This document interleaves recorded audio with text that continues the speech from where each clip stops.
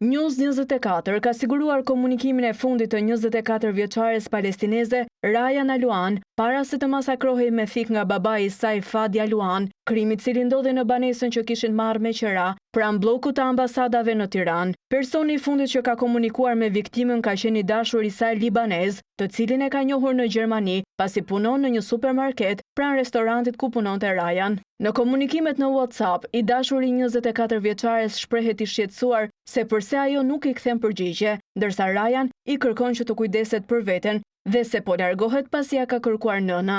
Bisedat e zbardhura, 18 shkurt 2024, ora 18:41. I dashuri. Rayan, jam akoma këtu. Ora 19:03, thirrje telefonike 4 minuta bised. 19 shkurt 2024, ora 9:17 minuta. I dashuri. Nuk më ktheve për të më qetësuar për atë që ndodhi. Çfarë ndodhi me ty mbrëm? Nuk më more më mbrapsht në telefon. Ora 9:34 minuta, thirrje e humbur. Ora 9:34 minuta, Rayan.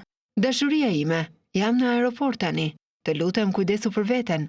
Nuk mund të flisja me ty dje sepse mami donte që të shkoja te ajo dhe të largohem. Kam fjetur në shtëpinë e saj. Rayan. Kontrollo numrin e telefonit në rast se vi. I dashuri.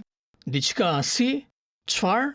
Biseda e fundit mes tyre është zhvilluar në datën 19 shkurt, ndërsa pas atij momenti, viktima nuk i ka kthyer më përgjigje partnerit të saj. Trupi i saj i pajetë u gjet në apartamentin në rrugën Gjon Buzaka më 27 shkurt, disa ditë pas krimit, ndërsa babai i saj është larguar jashtë territorit të Shqipërisë dhe dyshohet se fshihet në Liban. Miqtë e 24 vjeçares palestineze akuzojnë nënën dhe baban si autor të planit për të eliminuar vajzën e tyre. Trupi i 24 vjeçares palestineze ende nuk është tërhequr nga familja për t'u varrosur, edhe pse kanë kaluar një muaj e gjysmë nga vrasja e saj në Shqipëri. Të vetmit që kanë bërë kërkesë për të tërhequr trupin dhe për ta varrosur janë miqtë e Rayan Aluan.